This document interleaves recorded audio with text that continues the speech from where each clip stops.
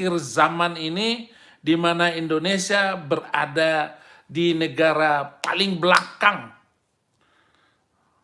belakang dalam hal pendidikan, dalam hal ekonomi, dalam hal agama, dalam hal apa saja.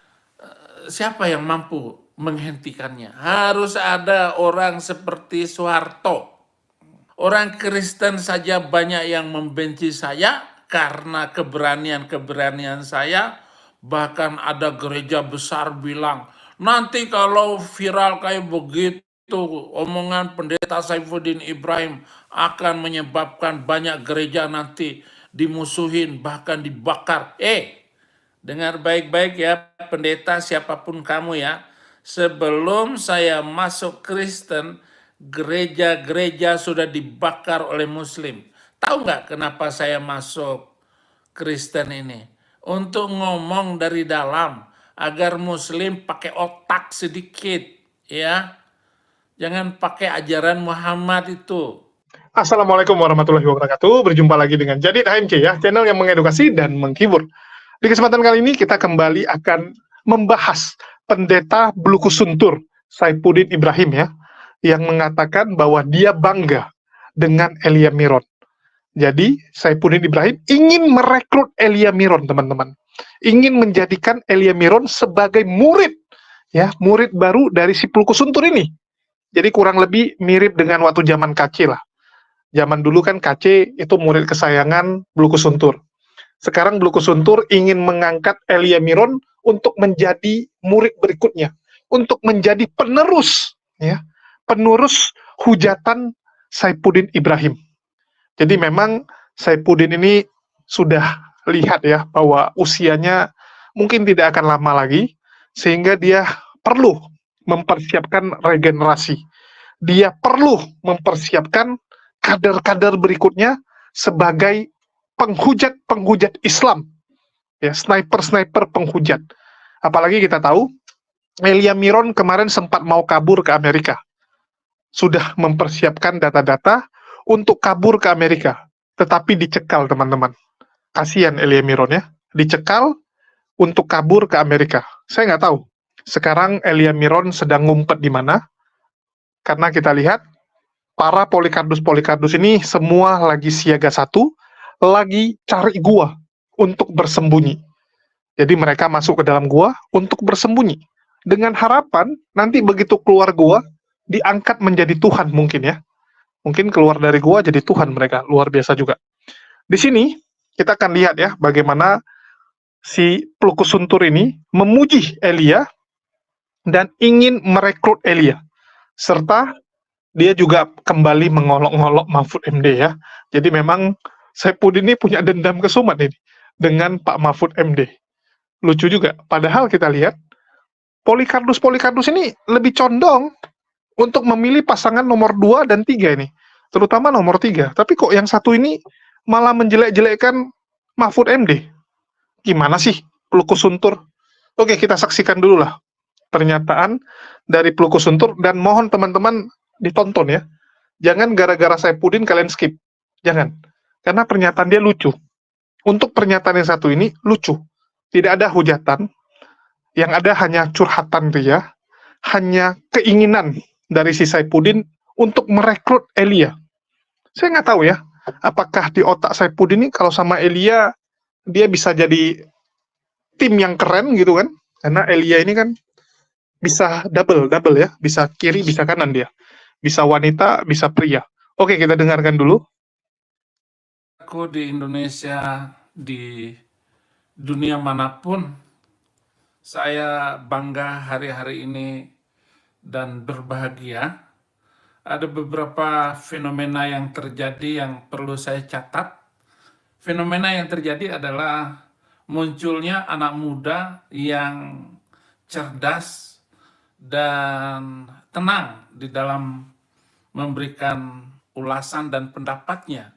Saya kagum sekali anak ini. Baru saya tonton ya bulan Desember, mulai bulan Desember sampai Januari ini. Dan banyak membuat Muslim akhirnya berkumpul, wah, mereka bersatu di dalam membela agamanya, dan mereka berusaha bagaimana memotong-motong video anak muda ini yang smart sekali, cerdas di dalam mengeluarkan pendapat. Hampir tidak ada emosi sama sekali. Nah, ini yang saya suka, yang saya doakan selama ini agar muncul anak-anak muda yang menguasai mimbar, karena di masa yang akan datang ini yang viral yang akan menguasai keadaan. Siapa yang viral penampilannya, dia yang akan maju menguasai media.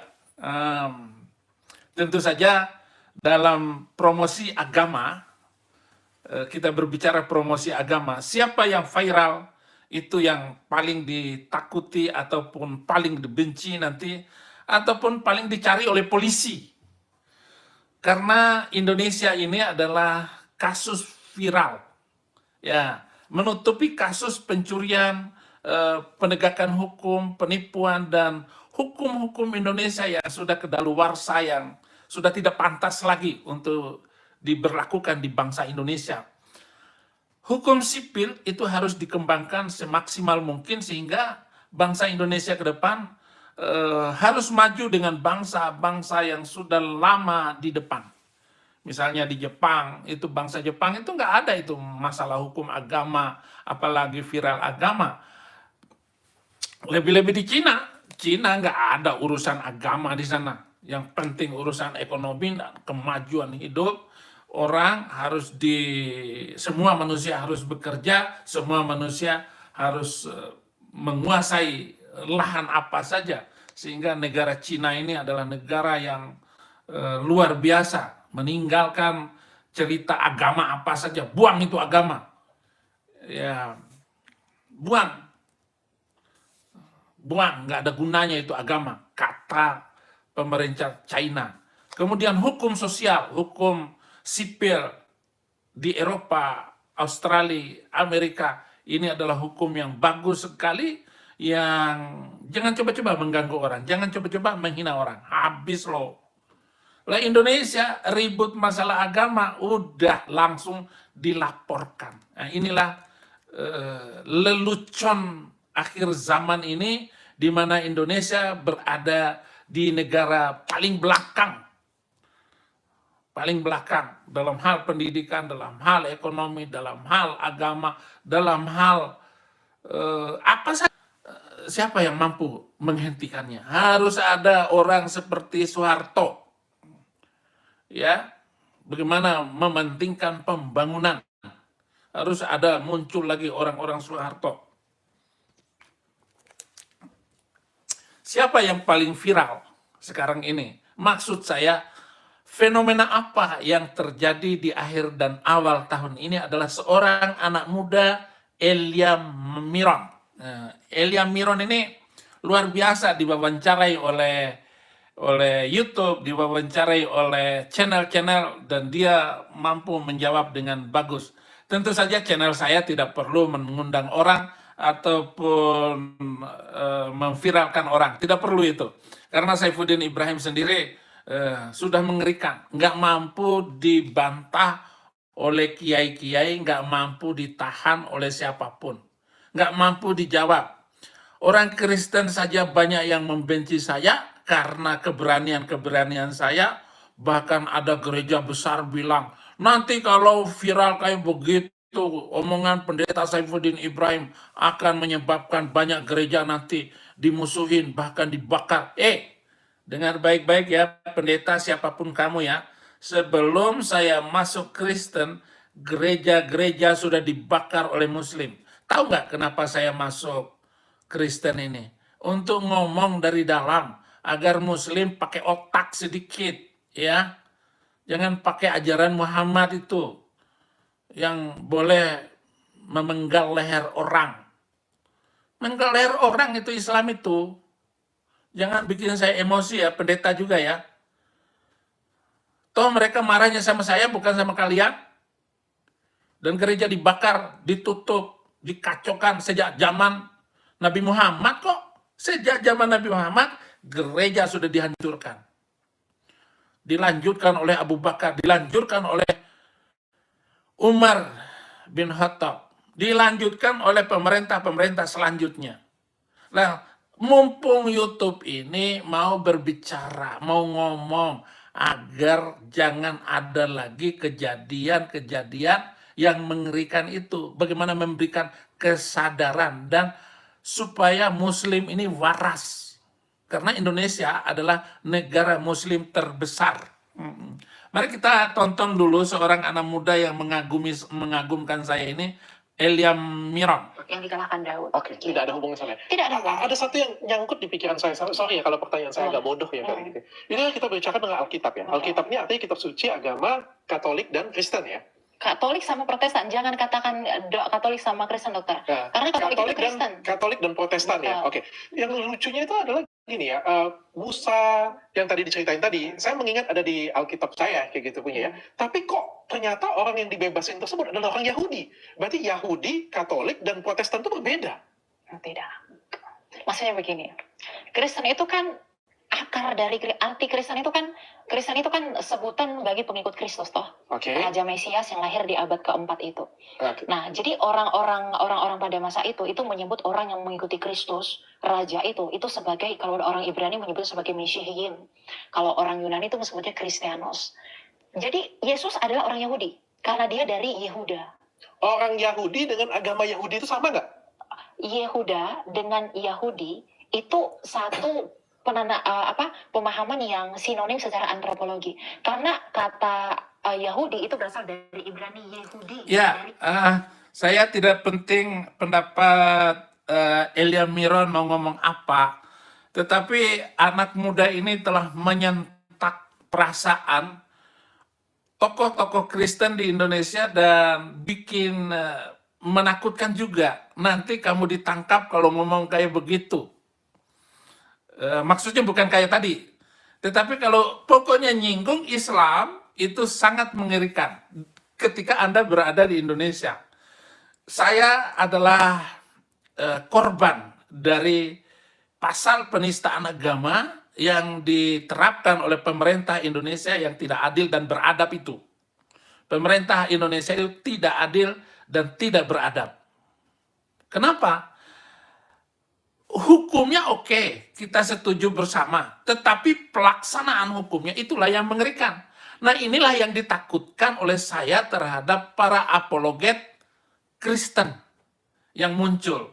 Dan saya bangga dengan Elia Miron ini anak akan luar biasa. Kenapa?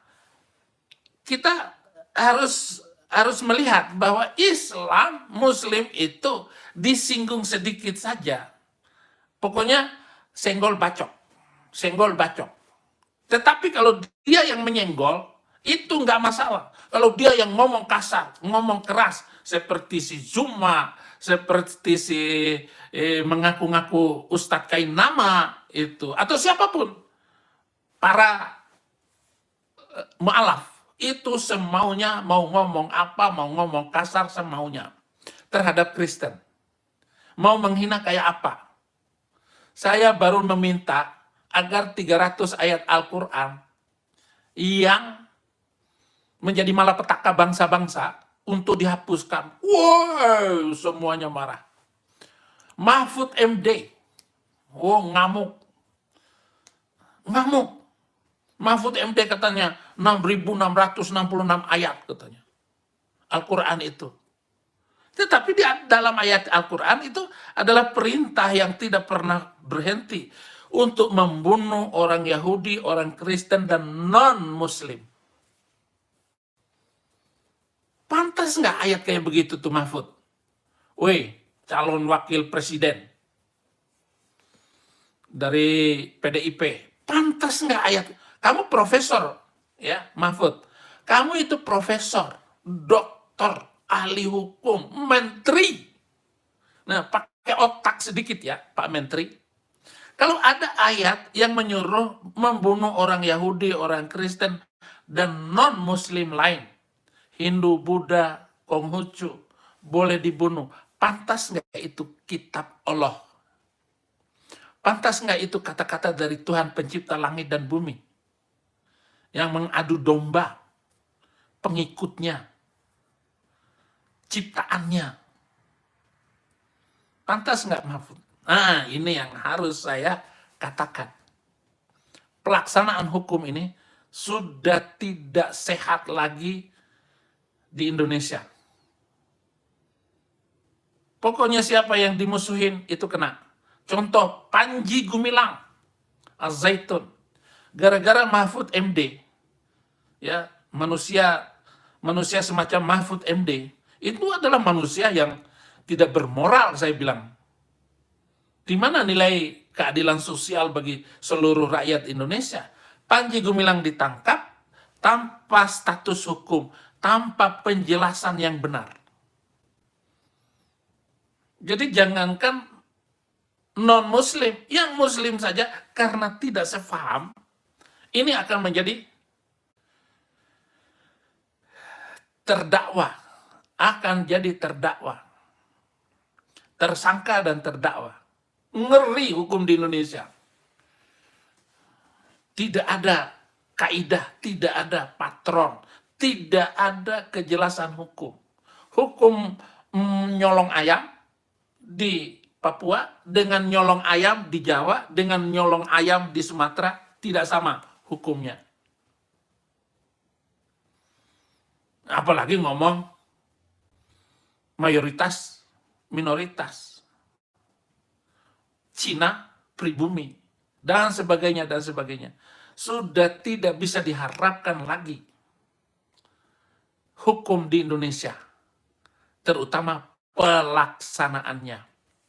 Elia Miron, di dalam memberikan pendapatnya, dia sangat hati-hati dan sungguh benar. Nah sekarang semua muslim bersatu untuk menyerang Elia Miron.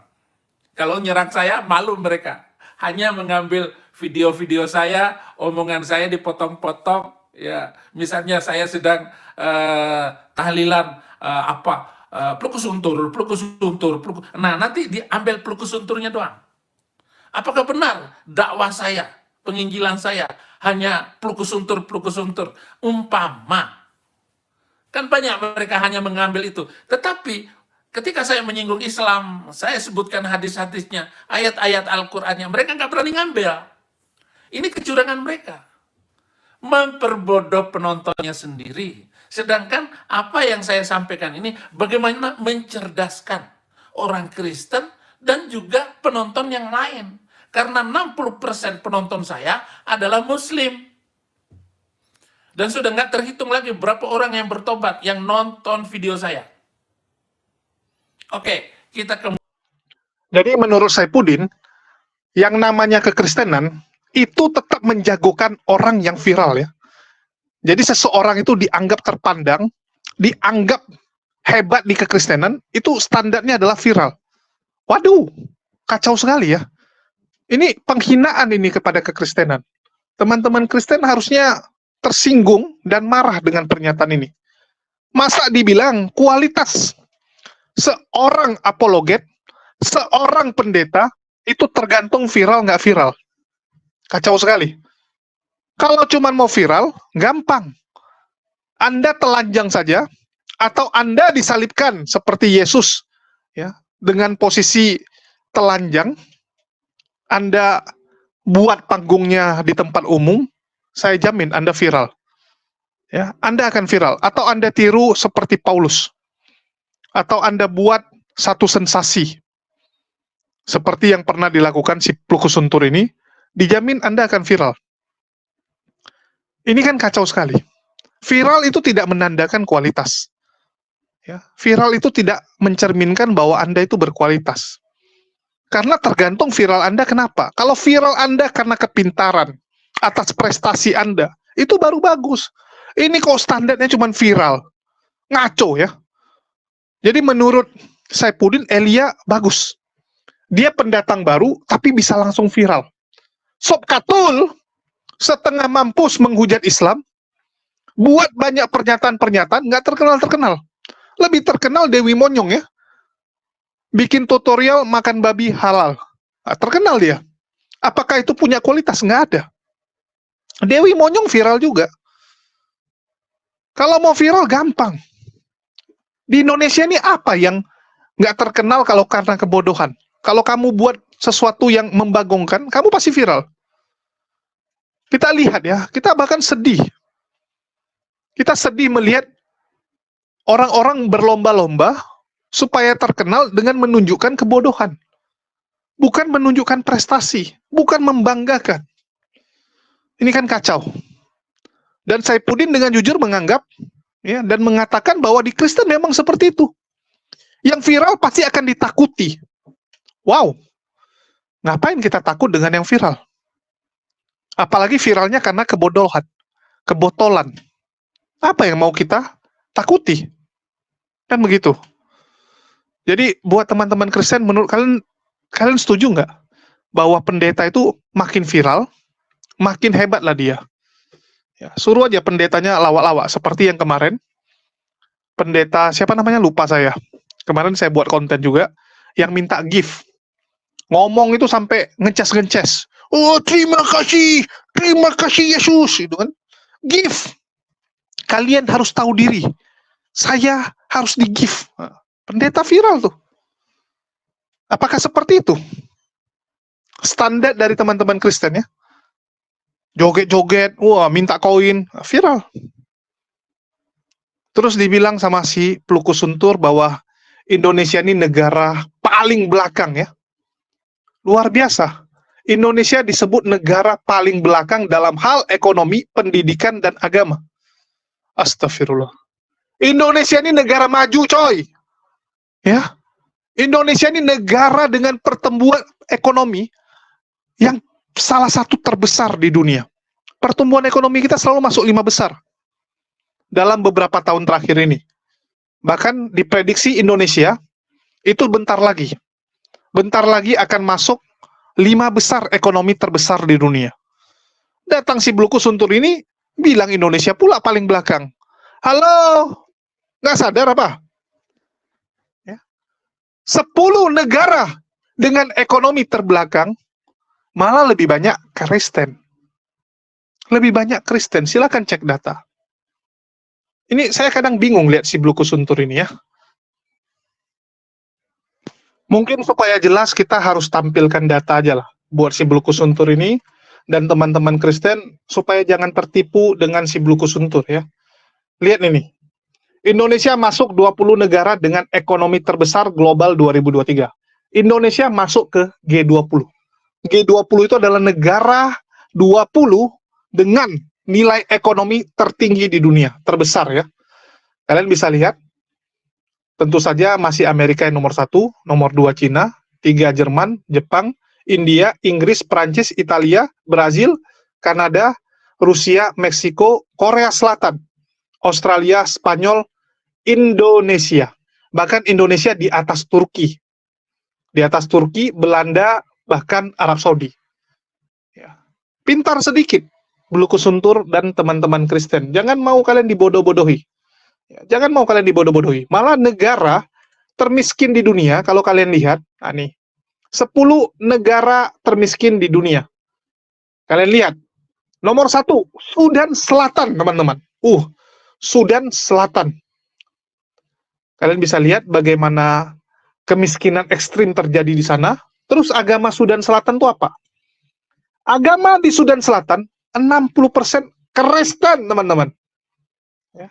Agamanya apa? Kristen. Data bicara.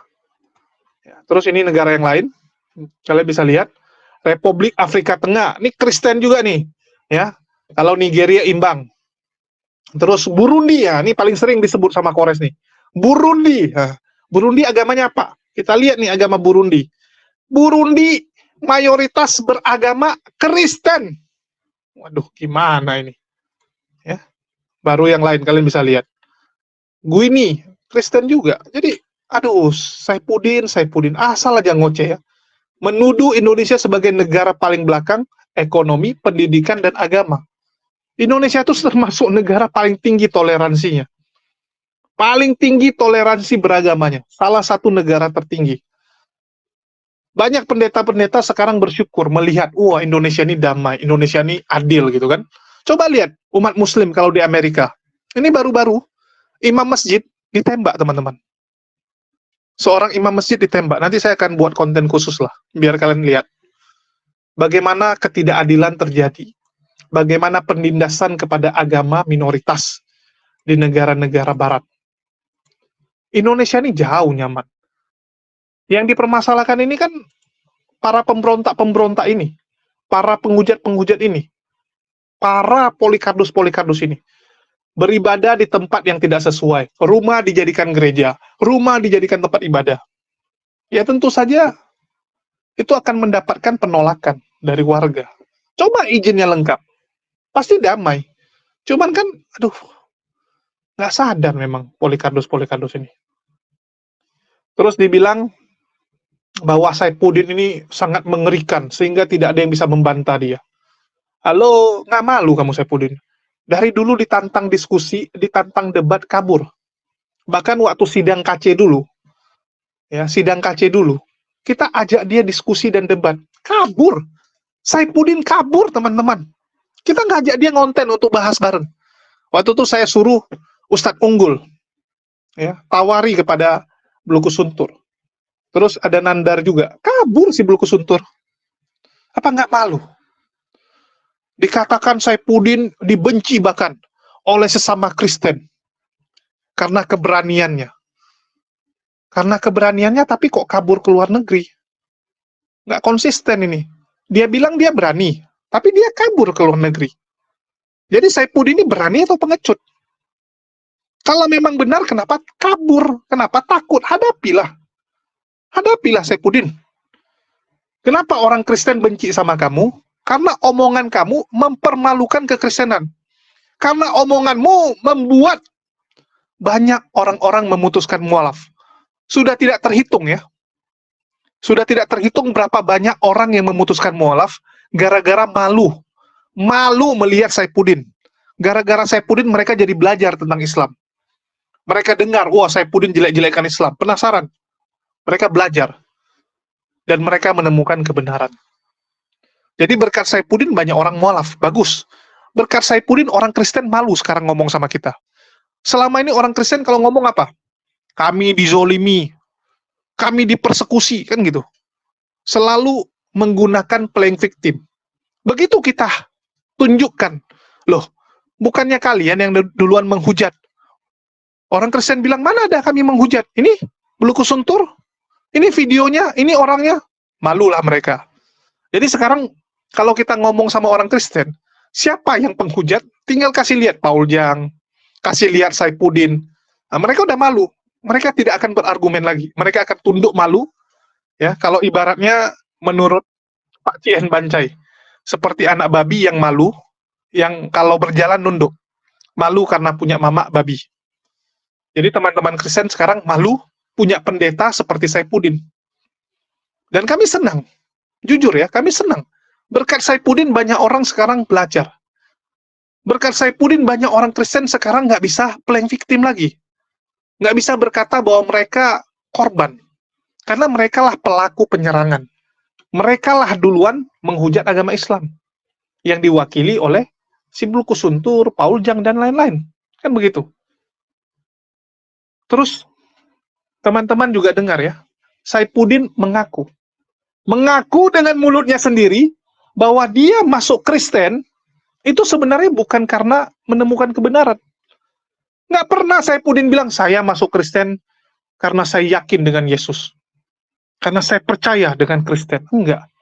Dia masuk Kristen hanya untuk menyerang Islam. Kan dia bilang, dia masuk Kristen untuk apa? Supaya dia bisa masuk ke dalam dan nyuruh umat muslim pakai otak. Supaya umat muslim itu pakai otak sedikit. Dan jangan sedikit-dikit penggal. Jadi tujuan dia masuk Kristen untuk melawan Islam. Dia memang sakit hati dengan Islam. Itulah dia pakai kekristenan untuk lawan Islam. Ini ibaratnya ya, dia sakit hati dengan perusahaan A, maka dia masuk ke kompetitor.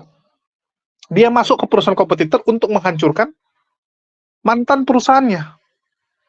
Inilah si Saifuddin, dia nggak menemukan kebenaran kok. Coba tanya dia. Dan itu sudah berkali-kali dia sampaikan di kesaksiannya. Dia masuk Kristen untuk menyerang Islam, untuk mengkritisi Islam. Jadi nggak ada kebenaran yang dia temukan. Terus dibilang Islam sedikit-dikit senggol bacok.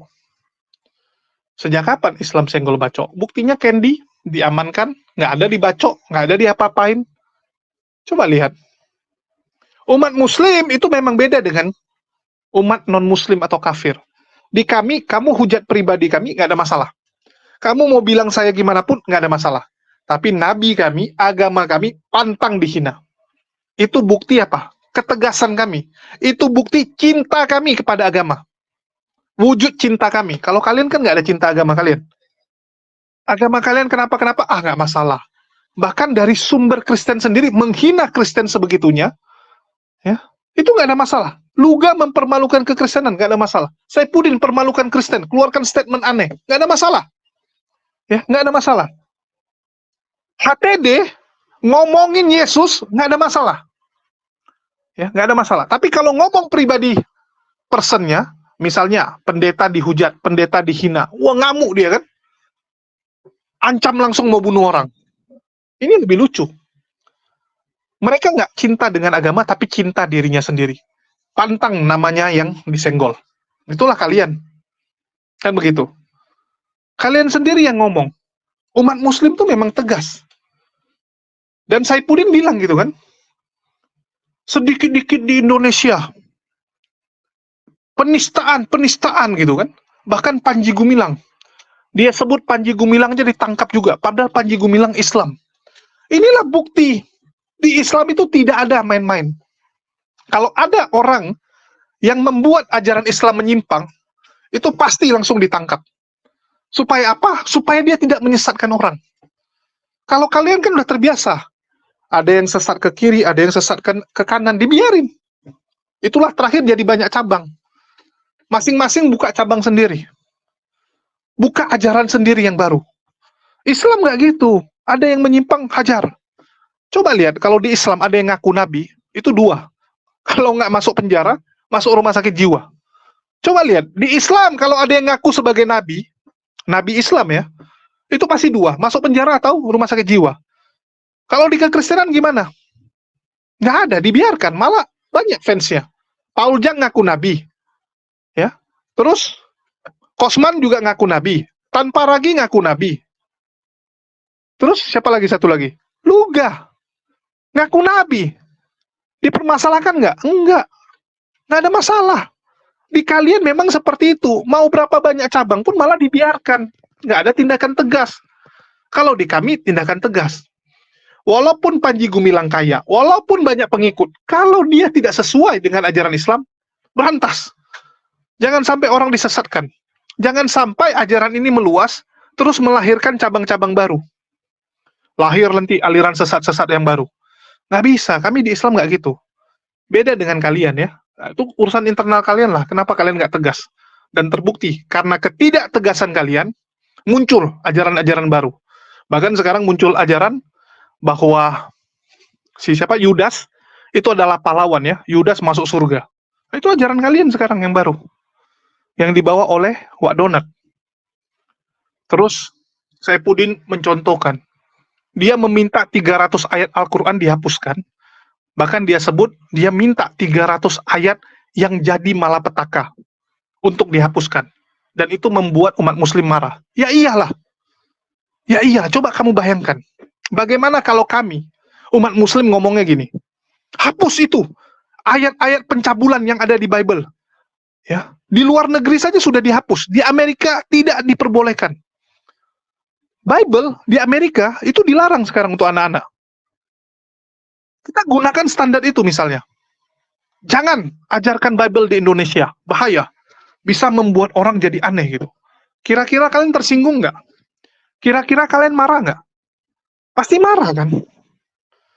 Ayat-ayat kalian, kenapa pula diurusin sama umat muslim kan gitu?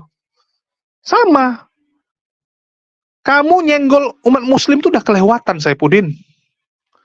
Dan yang lebih lucu nggak sadar pula gitu. Bagaimana dia menghujat Islam selama ini. Bagaimana dia menista agama Islam. sebut ayat Quran harus dihapus lah sebagainya. Aduh, kalian lah yang revisi ayat kalian kalau perlu, ya, supaya besok-besok kalau debat makin bagus gitu. Kalau perlu hilangin aja ayatnya. Makin sedikit kan kemungkinan salah makin ini ya, makin kecil.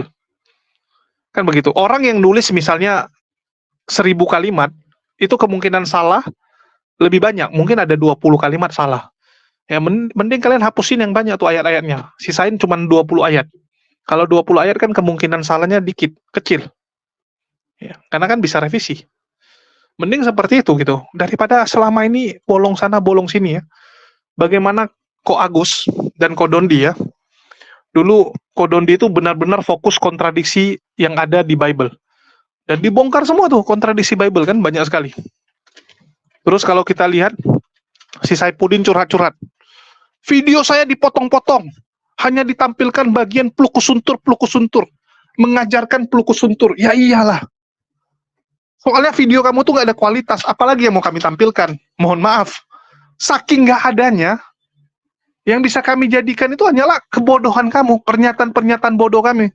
Pernyataan bodoh kamu yang kami ketawa. Selebihnya gak ada. Apa yang bisa direaksi dari seorang Saipudin? Kecuali pernyataan bodohnya. Ya, mohon maaf.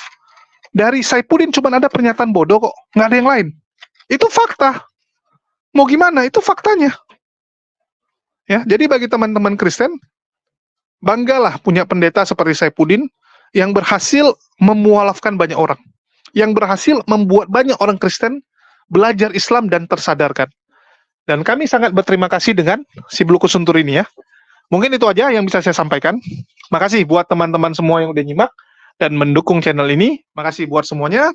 Dan sedikit iklan ya, mohon perhatiannya. Bagi teman-teman yang suka menonton diskusi secara live, ya baik itu debat maupun diskusi ringan, dapat menonton di Pakar Debat Lintas Agama. Jadi channel Jadid HMC ini hanya channel reaksi, ya, hanya channel video pendek. Sedangkan untuk diskusi, mohon didukung Pakar Debat Lintas Agama ya. Ini kita buat memang khusus untuk live. Dan ini masih sangat kecil teman-teman. Ya, subscribe-nya juga masih sangat kecil, mohon dibantu ya. Baru 86. Mohon didukung supaya kita, ya lumayan lah ada rezeki gitu kan. Bisa beli beras gitu. Bisa beli makan ya. Jadi bagi teman-teman yang ingin mendukung, tolong di-subscribe dan ditonton ya. Jangan hanya subscribe tapi tidak ditonton. Terus bagi teman-teman yang ingin membeli merchandise pendebat, ya di sini ada Al-Ayubi, Bamtri, ya, ini ada yang Hamas, ya kucing, keren nih. Ini yang paling laku sekarang. Dan juga Bang Zuma tentunya. Ya. Terus kita juga ada hoodie HMC dengan logo HMC serta polo shirt HMC.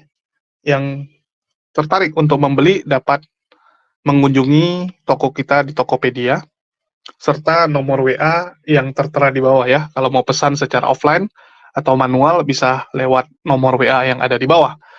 Jadi itu sih yang mau saya sampaikan dan sekaligus promosikan ya. Dengan kalian membeli produk-produk kami, dengan menonton channel kami, ini sudah membantu perekonomian kami sehingga kami bisa terus ya bergerak, terus berjuang untuk melawan para polikardus penista dan penghujat agama ini ya, supaya kami bisa terus semangat ya, kami punya amunisi untuk bertempur melawan polikardus ini, karena yang namanya pertempuran itu juga membutuhkan amunisi ya. Kami butuh amunisi, nggak bisa sekedar wah serang sana serang sini gitu kan ya, nggak bisa teman-teman. Apalagi kita tahu mereka ini kan juga ya punya segala cara licik untuk mencelakai kita, termasuk membuat kita nanti di penjara dan sebagainya ya. Jadi bagi teman-teman jangan lupa bantu kami supaya jadi anti badai, karena kami sangat rentan nih untuk dipenjarakan sama polikardus. Mereka dikit-dikit lapor soalnya ya. Bahkan saya aja udah dilapor sampai mungkin tidak kurang 10 laporan untuk saya. Luar biasa polikardus ini. Dan bagi teman-teman yang mau membeli makanan atau mau nongkrong-nongkrong, jangan lupa juga ya, kita juga ada buka namanya J-Stick Kayu Manis Timur. Di Google Map kalian tinggal search, akan kelihatan ya lokasinya di sini dekat SMA Negeri 31 ya. Parkir di sini juga bisa. Karena di sini nggak ada tempat parkirnya, teman-teman. Yang ada tempat parkir motor, untuk mobil nggak bisa parkir. Ya, untuk mobil nggak bisa parkir, jadi saya sarankan parkirlah di Alfamart, ya, Alfamidi, Indomaret, ataupun tempat yang lain. Biasanya orang di SMA negeri ini. Ya, tinggal jalan ke sini. Mungkin itu aja yang bisa saya sampaikan. Makasih buat teman-teman semua. Di akhir kata saya ucapkan, wassalamualaikum warahmatullahi wabarakatuh. Sampai jumpa di video-video kita berikutnya.